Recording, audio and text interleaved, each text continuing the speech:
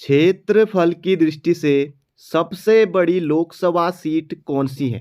तो दोस्तों उत्तराखंड में लोकसभा की कितनी सीटें हैं? तो 5 सीटें हैं। एक प्रश्न आपको याद रखना है। और कौन सी सीट एससी के लिए आरक्षित है? दोस्तों ये है अल्मोड़ा वाली सीट। ये भी सीधे सीधे एग्जाम में पूछा जाता है। अब यहाँ पर आपको बताना है क्षेत्रफल की दृष्टि से सबसे बड़ी लोकसभा सीट दोस्तों ये हो जाएगी पौड़ी। ऑप्शन नंबर बी हो जाएगा इसका बिल्कुल सही उत्तर। अगर एग्जाम में आए कि जनसंख्या की दृष्टि से सबसे बड़ी लोकसभा सीट, तब दोस्तों आप जाएंगे हरिद्वार की तरफ। तो यहां पर पूछा है क्षेत्रफल की दृष्टि से, तो ये हो जाएगा पौड़ी। अगला प्रश्न है दोस्तों यहां पर हमारा, कोठारी एवं चौखमदून निम्न में से किस जनपद में स्थित है? तो कोठारी और चौखमदून दोस्तों ये हमारे कहाँ हैं? तो इसका सही उत्तर हो जाएगा पौड़ी। पौड़ी गढ़वाल में है। ऑप्शन नंबर ए हो जाएगा इसका बिल्कुल सटीक उत्तर। पाटलिपुत्र दोस्तों नैनीताल में है। अगला प्रश्न है, लघु हिमालय क्षेत्र की ऊंचाई कितनी है? ये यहाँ पर आपको बताना है। लघु हिमालय क्षेत्र दोस्तों इसकी ऊंचाई है उत्तराखंड में लघु या मध्य हिमालय क्षेत्र की दोस्तों जो ऊंचाई है 1200 से लेकर 4500 मीटर तक। ऑप्शन नंबर बी हो जाएगा इसका बिल्कुल बिल्कुल सटीक उत्तर। दोस्तों ये 9 जनपदों में फैला हुआ है। ये भी आपको याद रखना है, आ सकता है परीक्षाओं में। और लघु या मध्य हिमालय श्रेणी में दोस्तों जीवाश्म नहीं पाए जाते। जीवाश्म का इसमें अभाव है। पढ़ते हैं अगले प्रश्न की तरफ। अगला प्रश्न है यहाँ पर हमारा, निम्न में से किस स्थान पर वीर चंद्र सिंह गढ़वाली जी की समाधि स्थल है? पेशावर कांड के नायक दोस्तों कहा जाता है वीर चंद्र सिंह गढ़वाली को। इनका दोस्तों मूल नाम था चंद्र सिंह भंडारी। ये भी आपको याद रखना है। 1891 में दोस्तों इनका जन्म हुआ था। तो वीर चंद्र सिंह गढ़वाली की दोस्तों जो समाधि है ये है दोस्तों कोदियाबगढ़ में। तो ऑप्शन नंबर ए हो जाएगा इसका बिल्कुल बिल्कुल सटीक उत्तर। बढ़ते हैं अगले प्रश्न की तरफ। अगला प्रश्न है, कोदियाबगढ़ किस जनपद में स्थित है? दोस्तों ये है कोदियाबगढ़ दोस्तों, इसका सही उत्तर हो जाएगा यहाँ पर हमारा गैरसैंण चमोली में स्थित है। कोदियाबगढ़ दोस्तों ये हो जाएगा गैरसैंण चमोली में। ऑप्शन नंबर सी हो जाएगा इसका बिल्कुल बिल्कुल सटीक उत्तर। अगला प्रश्न है यहाँ पर हमारा, थलैया पर्वत श्रृंखला किस ताल के समीप है स्थित है? दोस्तों भीमताल नैनीताल में है। सरवदी ताल, देवरिया ताल दोस्तों ये आपको देखने को मिलेंगे रुद्रप्रयाग जनपद में। और केदार ताल दोस्तों इसका सही उत्तर हो जाएगा यहाँ पर हमारा केदार ताल दोस्तों उत्तरकाशी में है। केदार गंगा दोस्तों यहाँ से निकलती है।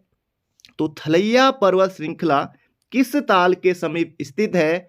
तो दोस्तों इसका सही उत्तर हो जाएगा यहाँ पर हमारा केदार ताल उत्तरकाशी। अगला प्रश्न है यहाँ पर हमारा, निम्न में से कौन सी नदियां मध्य हिमालय क्षेत्र से निकलती हैं? ये यहाँ पर आपको बतानी है। मध्य हिमालय क्षेत्र से दोस्तों कौन सी नदी निकलती है? नयार एवं खो नदी दोस्तों बिल्कुल सही है। नयार भी निकलती है, खो भी निकलती है, सरयू दोस्तों निकलती है, लधिया निकलती है, रामगंगा दोस्तों निकलती है। और यहाँ पर दोस्तों कोसी है तो कोसी भी निकलती है। तो इसका सही उत्तर हो जाएगा यहाँ पर हमारा ऑप्शन नंबर डी। तो मध्य हिमालय से दोस्तों ये सभी नदियाँ निकलती हैं। अगला प्रश्न है यहाँ पर हमारा, किस ताल में गांधी जी की अस्थियां विसर्जित की गई हैं? बधानी ताल दोस्तों रुद्रप्रयाग में है। मंसूर ताल दोस्तों टिहरी में है। नौकुचिया ताल दोस्तों ये नैनीताल में है। तो इसका सही उत्तर हो जाएगा दोस्तों, किस ताल में गांधी जी की अस्थियां विसर्जित की गई? सरवदी ताल, चौराबाड़ी ताल दोस्तों ये आपको देखने को मिलेगा रुद्रप्रयाग में। दोस्तों इस प्रश्न को हम पहली बार यहाँ पर नहीं देख रहे हैं, कई बार इससे पहले हम देख चुके हैं इन सभी प्रश्नों को। तो इसका सही उत्तर हो जाएगा गांधी जी की जो अस्थियां दोस्तों विसर्जित की गई थी सरवदी ताल, चौराबाड़ी ताल, ये है रुद्रप्रयाग में। अगला प्रश्न है यहाँ पर हमारा, उत्तराखंड में बांज वृक्ष की कितनी प्रजातियां पाई जाती है? दोस्तों पूछा गया है यहाँ पर उत्तराखंड में बांज वृक्ष की दोस्तों कितनी प्रजातियां पाई जाती हैं? तो 5 पाई जाती हैं। सीधे सीधे आपको याद रखना है। बांज का दोस्तों वैज्ञानिक नाम कमेंट बॉक्स में लिखिएगा जरूर। तो विश्व में, अगला प्रश्न है, विश्व में बांज की कितनी प्रजातियां पाई जाती हैं? दोस्तों विश्व में पाई जाती हैं 40 और उत्तराखंड में पाई जाती है दोस्तों कितनी? 5। तो बढ़ते हैं दोस्तों अगले प्रश्न की तरफ। अब सभी दोस्तों यहाँ पर आपको याद हो गया होगा। अगला प्रश्न है, उत्तराखंड में कत्था किस से प्राप्त होता है? किस वृक्ष से दोस्तों प्राप्त होता है कत्था? चीड़ से दोस्तों प्राप्त होता है लीसा, ये आपने देखा होगा। चीड़ से प्राप्त होता है लीसा, और कत्था दोस्तों प्राप्त होता है, ये हो जाएगा खैर वृक्ष से। ऑप्शन नंबर ए हो जाएगा इसका बिल्कुल बिल्कुल सटीक उत्तर। कत्था फैक्ट्री दोस्तों आपको देखने को मिलेगी हल्द्वानी नैनीताल में। अगला प्रश्न है यहाँ पर हमारा, निम्न में से किस पौधे को एनीमिया रोग का नाशक कहा जाता है? किलमोड़ा, अमेस, कंडाली या फिर लेंगड़े? तो दोस्तों इसका सही उत्तर हो जाएगा यहाँ पर हमारा कंडाली, दोस्तों जो बिच्छू घास होती है। तो इसका सही उत्तर हो जाएगा ऑप्शन नंबर सी। अगला प्रश्न है, सर्प विष को कम करने में कौन सी जड़ी बूटी सहायक होती है? जबरदस्त प्रश्न दोस्तों। अमेस, झूला, मरोड़फली या हिप्पोपी? तो दोस्तों इसका सही उत्तर हो जाएगा यहाँ पर हमारा सर्प विष को कम करने में दोस्तों कौन सी जड़ी बूटी सहायक होती है? तो ये हो जाएगा मरोड़फली। झूला वनस्पति का दोस्तों जो निर्यात है वो फर्स्ट ग्रेड का दोस्तों जो झूला है वो फ्रांस को निर्यात किया जाता है। अगला प्रश्न है, धुनेर नामक पौधा किस रोग के इलाज में प्रमुख है? पीलिया, हृदय रोग, कैंसर या फिर इनमें से कोई नहीं? तो दोस्तों इसका सही उत्तर हो जाएगा यहाँ पर हमारा धुनेर नामक पौधा कैंसर रोग के इलाज में ये प्रमुख है। तो इसका सही उत्तर हो जाएगा यहाँ पर हमारा ऑप्शन नंबर ए। अगला प्रश्न है यहाँ पर हमारा, निम्न में से कौन सी जड़ी बूटियां उत्तराखंड में पाई जाती हैं? दोस्तों बेलाडोना आपको मिलेगा, भैंकल दोस्तों मिलेगा, घिंगारू दोस्तों आपको मिलेगा। तो इसका सही उत्तर हो जाएगा यहाँ पर हमारा ऑप्शन नंबर डी। उपयुक्त सभी दोस्तों ये सभी मिलते हैं। अगला प्रश्न है यहाँ पर हमारा, दोस्तों इनमें से आपने जैसे जो गांव में रहते होंगे घिंगारू आपने देखा होगा, भैंकल आपने देखा होगा।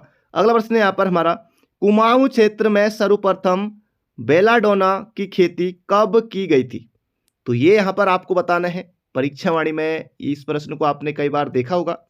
तो कुमाऊं क्षेत्र में सर्वप्रथम बेलाडोना की खेती दोस्तों कब की गई थी? 1903 में। बोले तो ऑप्शन नंबर डी हो जाएगा इसका बिल्कुल बिल्कुल सटीक उत्तर। अगला प्रश्न है दोस्तों यहाँ पर हमारा, झूला वनस्पति जड़ी बूटी किस देश को निर्यात की जाती है? तो दोस्तों अभी मैंने आपको बताया था जो फर्स्ट ग्रेड का दोस्तों जो झूला होता है, झूला वनस्पति दोस्तों ये की जाती है फ्रांस को दोस्तों निर्यात की जाती है। ऑप्शन नंबर बी हो जाएगा इसका बिल्कुल बिल्कुल सटीक उत्तर। अगला प्रश्न है यहाँ पर हमारा, उत्तराखंड में बायोडीजल बनाने के लिए किसकी खेती की जाती है? घिंगारू, जेट्रोफा, धुनेर या किलमोड़ा? दोस्तों ये सभी आपने देखे होंगे। तो इसका सही उत्तर हो जाएगा जेट्रोफा, रतनजोत। तो इसका सही उत्तर हो जाएगा यहाँ पर हमारा ऑप्शन नंबर बी। उत्तराखंड में बायोडीजल बनाने के लिए दोस्तों जेट्रोफा की खेती की जाती है। अगला प्रश्न है यहाँ पर हमारा, निम्न में से राज्य वन्यजीव बोर्ड के अध्यक्ष होते हैं? तो दोस्तों जो राज्य के मुख्यमंत्री होते हैं वो ही राज्य वन्यजीव बोर्ड के अध्यक्ष होते हैं। तो इसका सही उत्तर हो जाएगा यहाँ पर हमारा ऑप्शन नंबर ए। अगला प्रश्न है यहाँ पर हमारा, उत्तराखंड में वन प्रबंधन अधिनियम 1982 के तहत कितनी जड़ी बूटियां प्रतिबंधित हैं? तो इसका सही उत्तर हो जाएगा 114। तो ऑप्शन नंबर डी हो जाएगा इसका बिल्कुल बिल्कुल सटीक उत्तर। अगला प्रश्न यहां पर पूछा गया है, निम्न में किन जनपदों में मैग्नेसाइट खनिज मिलता है? तो मैग्नेसाइट दोस्तों आपको चमोली में मिलेगा, बागेश्वर, पिथौरागढ़। तो इसका सही उत्तर हो जाएगा यहां पर हमारा ऑप्शन नंबर डी। अगला प्रश्न यहां पर हमारा, निम्न स्थानों में से चूना पत्थर से संबंधित क्षेत्र मंदारम और बारकोट। तो ये दोनों जगह मिलता है। तो इसका सही उत्तर हो जाएगा ए और बी दोनों, मंदारम में भी और बारकोट में भी मिलता है चूना पत्थर। अगला प्रश्न है यहां पर हमारा, उत्तराखंड में बुगियालों की मदर टेरेसा, बुगियालों की मदर टेरेसा कहा जाता है। तो ये कहा जाता है दोस्तों यहाँ पर, इसका सही उत्तर हो जाएगा रूपा देवी। ऑप्शन नंबर बी हो जाएगा इसका सही उत्तर। बुगियालों की मदर टेरेसा दोस्तों ये रूपा देवी को कहा जाता है, चमोली की है। गौरा देवी दोस्तों चिपको वुमन, ये भी चमोली की है। अगला प्रश्न यहाँ पर हमारा, राज्य में चकबंदी आंदोलन के प्रणेता किन्हें कहा जाता है? चकबंदी आंदोलन के प्रणेता किन्हें कहा जाता है? सुरेश भाई, रक्षा सूत्र आंदोलन, गणेश सिंह गरीब, अवधेश सिंह कौशल या विमल भाई? तो इसका सही उत्तर हो जाएगा दोस्तों यहाँ पर हमारा, राज्य में चकबंदी आंदोलन के दोस्तों प्रणेता हैं वो है गणेश सिंह गरीब। तो इसका सही उत्तर हो जाएगा यहाँ पर हमारा ऑप्शन नंबर सी। अगला प्रश्न यहाँ पर हमारा, नैनीताल जनपद से उत्तर प्रदेश का कौन सा जिला लगता है? तो नैनीताल से दोस्तों कौन सा जिला लगेगा? तो ये लगेगा दोस्तों बिजनौर, बिजनौर लगता है। सहारनपुर दोस्तों ये लगेगा हरिद्वार देहरादून के साथ। तो इसका सही उत्तर हो जाएगा दोस्तों यहाँ पर हमारा बिजनौर। तो बिजनौर दोस्तों लगता है नैनीताल जनपद के साथ, इन जनपदों में से। अगला प्रश्न यहाँ पर हमारा, 2019 में गणतंत्र दिवस 2019 में गणतंत्र दिवस परेड में उत्तराखंड की झांकी थी। रामायण, 2016 ग्रामीण पर्यटन, केदारनाथ, गांधी जी की कौसानी यात्रा। तो दोस्तों इसका सही उत्तर हो जाएगा यहाँ पर हमारा, 2019 में गणतंत्र दिवस परेड में उत्तराखंड की झांकी थी, गांधी जी की कौसानी यात्रा। तो ऑप्शन नंबर डी हो जाएगा इसका बिल्कुल बिल्कुल सटीक उत्तर। अगला प्रश्न यहाँ पर हमारा, कुमाऊं मंडल की सीमा से गढ़वाल के कितने जिले लगते हैं? कुमाऊं मंडल की सीमा से गढ़वाल मंडल के कितने जिले लगते हैं? दोस्तों कितने जिले लगते हैं कुमाऊं मंडल की सीमा से? प्रश्न आपको ध्यान से पढ़ना है दोस्तों, दो ही लगते हैं। कौन कौन से? एक तो पौड़ी और एक चमोली, दो ही लगते हैं। गढ़वाल मंडल के दोस्तों दो ही जनपद लगते हैं। तो ये हो जाएगा ऑप्शन नंबर ए।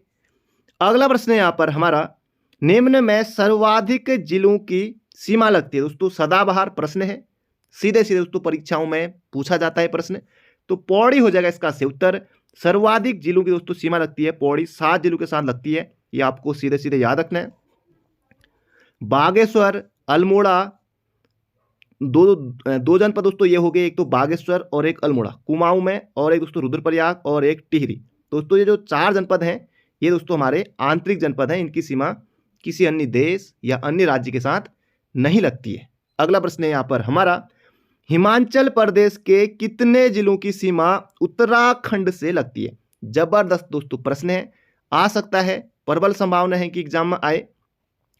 तो हिमाचल प्रदेश के दोस्तों कितने जनपद उत्तराखंड के साथ लगते हैं? 3 जनपद लगते हैं। तो ये आपको याद रखना है, सिरमौर, शिमला और किन्नौर। तो इसका सही उत्तर होगा दोस्तों ऑप्शन नंबर बी। अगला प्रश्न है यहाँ पर हमारा, उत्तराखंड में कितने प्रकार के बुग्याल पाए जाते हैं? ये यहाँ पर आपको बताना है। उत्तराखंड में कितने प्रकार के बुग्याल पाए जाते हैं? तो दोस्तों इसका सही उत्तर हो जाएगा ऑप्शन नंबर सी, 5 प्रकार के दोस्तों बुग्याल पाए जाते हैं। मध्य हिमालय के पर्वतीय ढालू पर पाए जाने वाले घास के छोटे छोटे छोटे छोटे मैदान दोस्तों ये कहलाते हैं बुग्याल। और बुग्याल को दोस्तों पशु चारकों का स्वर्ग भी कहा जाता है। 5 प्रकार के दोस्तों बुग्याल हैं। आपके मन में आ रहा होगा कि 5 प्रकार के कौन कौन से? दोस्तों एक तो होता है दूध बुग्याल, एक होता है बस, मोट, एक होता है धनिया, एक होता है धती। तो ये सभी आपको याद रखने हैं। तो बढ़ते हैं अगले प्रश्न की तरफ। एक एग्जाम में दोस्तों ये भी पूछा गया था कि जैसे हिमाचल प्रदेश में क्या कहा जाता है? थच कहा जाता है। कश्मीर में गुलमर्ग, सोनमर्ग, टनमर्ग दोस्तों ये सभी बुग्याल हैं। अगला प्रश्न यहाँ पर हमारा, लघु हिमालय श्रेणी के अंतर्गत राज्य के कितने जनपद आते हैं? ये यहाँ पर आपको बताना है। लघु हिमालय श्रेणी के अंतर्गत तो कितने जनपद आते हैं? तो इसका सही उत्तर हो जाएगा यहाँ पर हमारा ऑप्शन नंबर बी, 9 जनपद आते हैं। अभी मैंने आपको बताया था लघु या मध्य हिमालय, तो 9 जनपद दोस्तों इसमें ये आते हैं। अगला प्रश्न यहाँ पर हमारा, उत्तराखंड में बुग्याल या पयार कहे जाने वाले घास के मैदान को हिमाचल में कहते हैं दोस्तों थच कहते हैं। मर्ग दोस्तों कश्मीर में कहते हैं, अभी मैंने आपको बताया था। तो इसका सही उत्तर दोस्तों ऑप्शन नंबर डी, थच हो जाएगा इसका सही उत्तर। हिमाचल प्रदेश दोस्तों कुल्लू में घास के मैदान को कहते हैं थच। अगला प्रश्न है, कोर्णधारी वन का प्रमुख वृक्ष कौन सा होता है? जबरदस्त प्रश्न दोस्तों, यहां से प्रश्न अक्सर परीक्षाओं में पूछा जाता है। तो कोर्णधारी वनों का प्रमुख वृक्ष दोस्तों होता है चीड़। कोर्णधारी वनों का प्रमुख वृक्ष दोस्तों होता है चीड़। बोले तो ऑप्शन नंबर बी हो जाएगा इसका बिल्कुल बिल्कुल सटीक उत्तर। परीक्षा में दोस्तों पूछा जा सकता है। अगला प्रश्न दोस्तों, यूकेपीएससी इस तरह के प्रश्नों को जरूर पूछता है। वृत्त हिमालय एवं मध्य हिमालय के बीच भ्रंश रेखा मिलती है, मेन बाउंड्री फॉल्ट, हिमालय अग्रभ्रंश, मेन सेंट्रल थ्रस्ट या फिर इनमें से कोई नहीं। तो इसका सही उत्तर हो जाए दोस्तों यहाँ पर हमारा वृत्त हिमालय एवं मध्य हिमालय के बीच भ्रंश रेखा मिलती है, main central thrust. Option number B हो जाएगा इसका बिल्कुल बिल्कुल सटीक उत्तर। अगला प्रश्न है यहाँ पर हमारा, उत्तराखंड के तराई भाबर में किस प्रकार की जलवायु पाई जाती है, शीतोष्ण, उष्ण, उपोष्ण या फिर ये सभी। तो दोस्तों इसका सही उत्तर हो जाएगा यहाँ पर हमारा उत्तराखंड के तराई भाबर में दोस्तों उपोष्ण प्रकार की जलवायु पाई जाती है। तो ऑप्शन नंबर सी हो जाएगा इसका बिल्कुल बिल्कुल सटीक उत्तर। अगला प्रश्न है यहाँ पर हमारा, उत्तराखंड के किस श्रेणी का नाम मैनाक मिलता है। जबरदस्त दोस्तों प्रश्न है, किस श्रेणी का नाम मैनाक मिलता है ये यहाँ पर आपको बताना है। तो दोस्तों इसका सही उत्तर हो जाएगा यहाँ पर हमारा option number C, Shivalik Himalaya का नाम दोस्तों मिलता है मैनाक पर्वत, मैनाक श्रेणी। तो बढ़ते हैं अगले प्रश्न की तरफ। अगला प्रश्न यहाँ पर हमारा, केदारनाथ आपदा के समय, जब दोस्तों 16-17 जून 2013 को केदारनाथ आपदा आई थी, के समय किस स्थानीय नागरिक ने सेना के राहत अभियान में मदद की थी। तो इसका सही उत्तर हो जाएगा यहाँ पर हमारा योगेंद्र राणा। तो ऑप्शन नंबर बी हो जाएगा इसका बिल्कुल बिल्कुल सटीक उत्तर। अगला प्रश्न है यहाँ पर हमारा, प्राकृतिक आपदाओं से निपटने के लिए राज्य सरकार ने किस मॉडल को अपनाया था। तो ये यहाँ पर आपको बताना है, प्राकृतिक आपदाओं से निपटने के लिए राज्य सरकार ने किस मॉडल को अपनाया था। दोस्तों इसका सही उत्तर हो जाएगा आपदा ऑस्ट्रेलिया।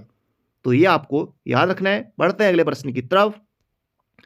अगला प्रश्न है, एनडीआरएफ के तर्ज पर राज्य में एसडीआरएफ का गठन किया गया। तो कब किया गया दोस्तों, ये किया गया 9 अक्टूबर 2013 को। तो इसका सही उत्तर हो जाएगा ऑप्शन नंबर डी, एसडीआरएफ का गठन दोस्तों किया गया था 9 अक्टूबर 2013 को। अगला प्रश्न है, भारतीय वन सर्वेक्षण की स्थापना देहरादून में कब की गई थी। दोस्तों ये की गई थी 1 जून 1981 को। तो 1 जून दोस्तों 1981 को की गई थी देहरादून में भारतीय वन सर्वेक्षण की स्थापना। बिल्कुल आपको मोहजबानी याद रखना है। अगला प्रश्न है यहाँ पर हमारा, स्वतंत्र भारत की पहली राष्ट्रीय वन नीति जारी की गई थी। दोस्तों सीधे सीधे प्रश्न बनेगा, तो इसका सही उत्तर हो जाएगा यहाँ पर हमारा स्वतंत्र भारत की पूछा है तो ये हो जाएगा 1952 में, और पहली वन नीति दोस्तों ये 1894 में। तो इसका सही उत्तर हो जाएगा 1952 में की गई थी स्वतंत्र भारत की पहली राष्ट्रीय वन नीति। तो बढ़ते हैं अगले प्रश्न की तरफ। अगला प्रश्न यहाँ पर हमारा, राज्य में मिलने वाले बांज, मोरू, खिरसू वृक्ष किसकी प्रजाति हैं, ये यहाँ पर आपको बताना है। दोस्तों ये है ओक।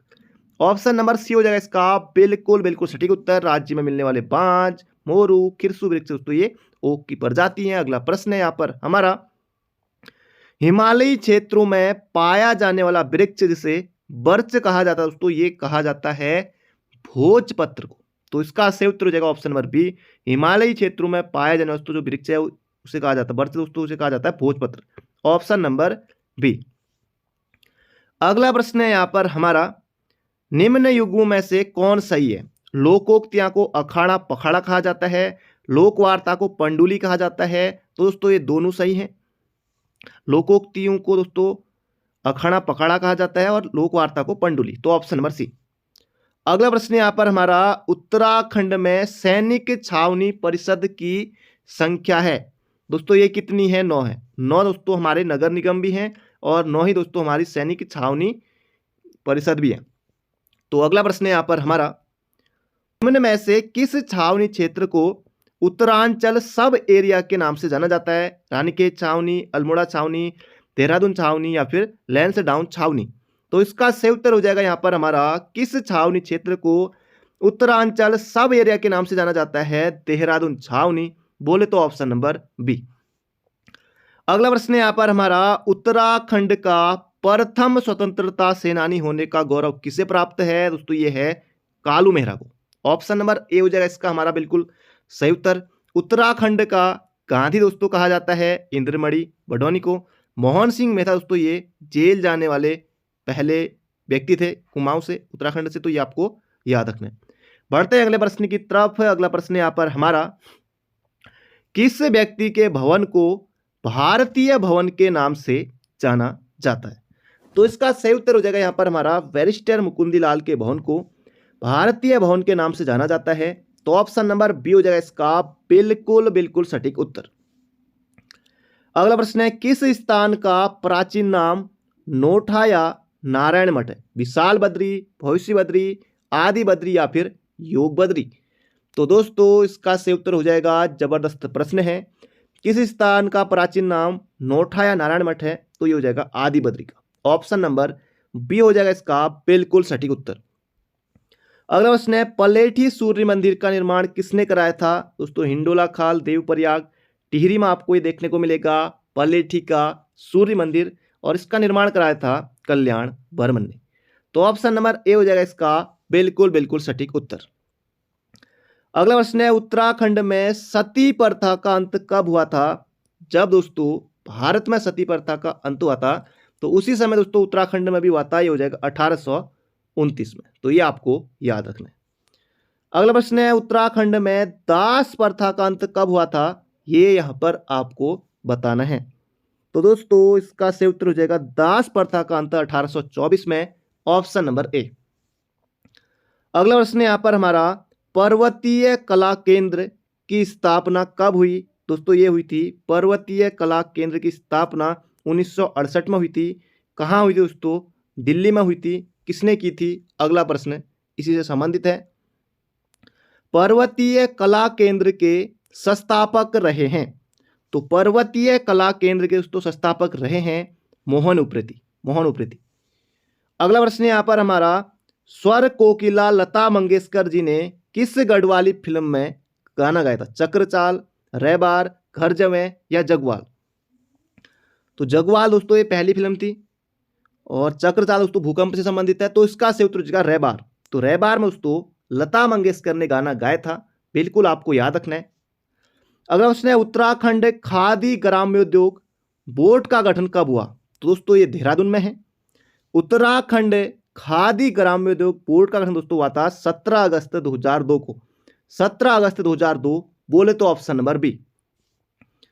अगला प्रश्न यहाँ पर हमारा, किसने मेघदूत का गढ़वाली में अनुवाद किया था? तो इसका सही उत्तर हो जाए दोस्तों Dharmanand Jamloki. Option number D. Koteshwar बांध किस नदी पर बनाया गया है? दोस्तों ये बनाया गया है भागीरथी नदी पर, 400 मेगावाट का है। खंड दीपक पूजा हेतु कमलेश्वर मंदिर कहाँ स्थित है? रानीखेत, पौड़ी, श्रीनगर पौड़ी या फिर कोटद्वार? तो इसका सही उत्तर हो जाएगा दोस्तों यहाँ पर हमारा खंड दीपक पूजा हेतु दोस्तों प्रसिद्ध कमलेश्वर मंदिर दोस्तों ये आपको देखने को मिलेगा श्रीनगर पौड़ी गढ़वाल में। ऑप्शन नंबर बी हो जाएगा इसका बिल्कुल बिल्कुल सटीक उत्तर।